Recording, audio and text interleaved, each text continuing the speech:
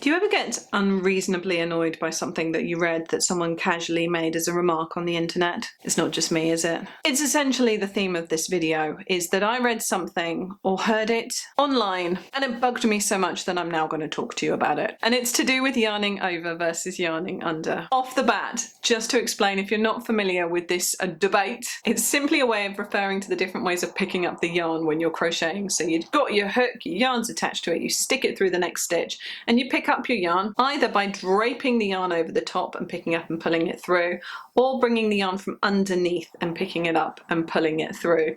And that tiny difference in how you work the yarn makes quite a big difference in how the stitches look and what people say you should do with them. When you yarn over, it makes a slightly taller stitch. It's a slightly looser way of making a stitch, maybe. It gives rise to a small gap potentially, and it makes quite a sort of an upright stitch, if you will. Yarning under, on the other hand, creates a shorter, tighter stitch. It's got a slightly different shape to the stitch as well. It is these days fairly often used by people who focus primarily on amigurumi. And I think the reason it's so popular with a lot of crochet toy makers is because of this lack of stitch gap. And one of the things that some people struggle with is their stuffing sort of looking as if it protrudes slightly through the finished object. It's generally agreed online that yarning over is more commonly used for things like blankets and garments, and yarning under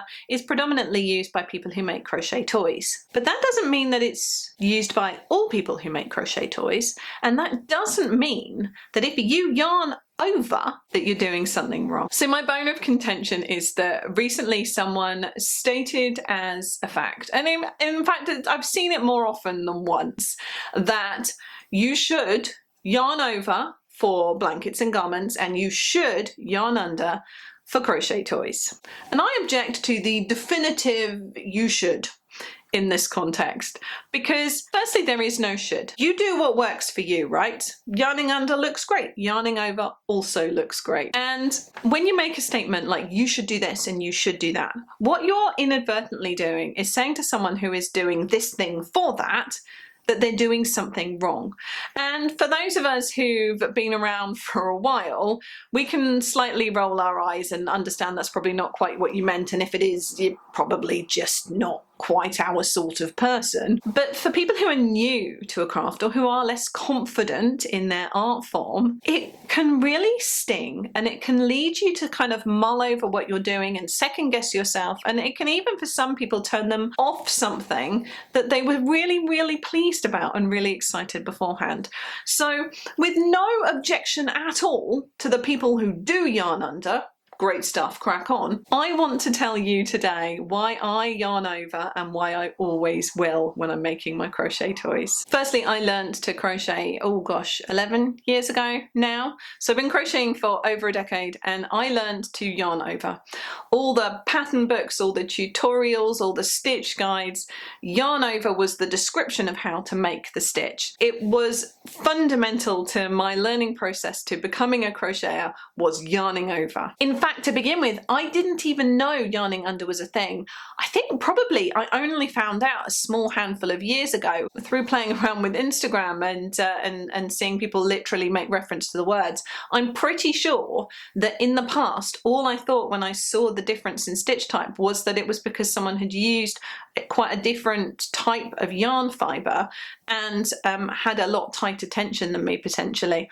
But honestly, I don't think I gave it a lot of thought, and as I said, until relatively recently in my crocheting time, I didn't even know it was a thing. My tension is also pretty tight. On average, my stitches do tend to be tighter than some other people's. I also always use a smaller than recommended hook size for the yarn. Now, a lot of people will pick up a yarn and use the hook size that it says on the packet, but when you're making toys, that's not always a great idea, because in general, as a generalization, I think yarn manufacturers, when they put a hook on, sometimes it's an afterthought to the knitting needles, and oftentimes it's with the belief that you're going to be making something looser like a garment rather than a toy specifically. So using that smaller hook size does create a smaller stitch and therefore a smaller potential gap anyway. So I don't think I need smaller stitches.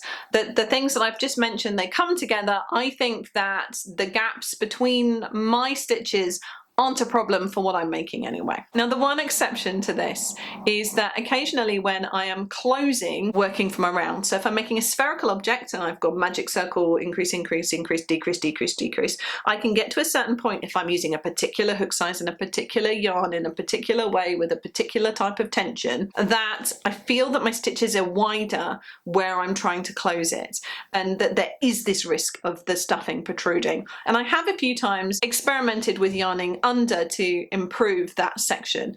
It definitely made a bit of a difference, but I wouldn't say necessarily more different than the other techniques that I use, like changing how often I crochet two together within the pattern or how I hand sew it closed at the very end. And then it becomes even more personal, because yarning under, to me, on a few, I was going to say numerous, but that's not reasonable, on the few times that I've tried it, it feels uncomfortable. It feels weird. It feels not natural compared to what I'm normally doing. And that is off-putting when you're doing a hobby that you're very familiar with, to suddenly do something else that feels off. The yarn also slips off my hook way more often, and I don't know if that's to do with my technique or potentially the yarn I was practicing with, but it was ones I'm familiar with anyway, so I don't think so. But when you go through a stitch and pick up the yarn with your hook, I was losing that yarn and just pulling my empty hook back way more often than I ever do when I'm yarning over. I also can't crochet nearly as quickly. Now again, it's probably practice, partially my technique maybe, but I am much slower at yarning under,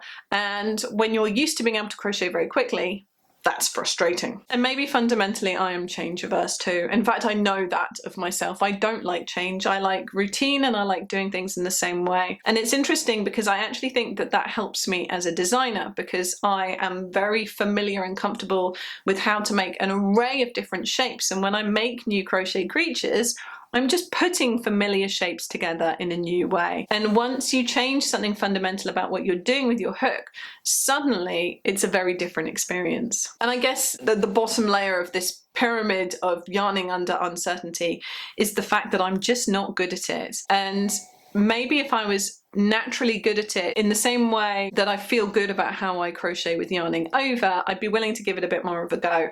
But I just don't think I'm very good at it. And if I'm not very good at it, I could make myself better by practicing and practicing, but I know myself. I'm not going to relearn how to ride a bike in a different way because I can already go around the block on my bike in my normal way, you know? And if someone tries to encourage me to do it differently, it just makes me want to not listen to them or not do it anymore. Which brings us back to the original point of this video, which is please don't tell people that they're doing something wrong when they're just doing something that is different. And I, with my whole heart, believe that yarning over does not make for bad toys. I mean, you can't see gaps in this, can you? This is just as closed, for me at least, as anyone else's yarning under toy. It does look slightly different, but I don't think that it's worse. And in fact, I kind of love that we all do things differently in this hobby. And I think it's one of the things that makes it so enduringly interesting. But I'd love to hear your thoughts. Do you yarn over? Do you yarn under? Do you have any opinions about people who do things in the opposite way? Let me know your thoughts in the comments section below and I'll chat to you there. Happy crocheting.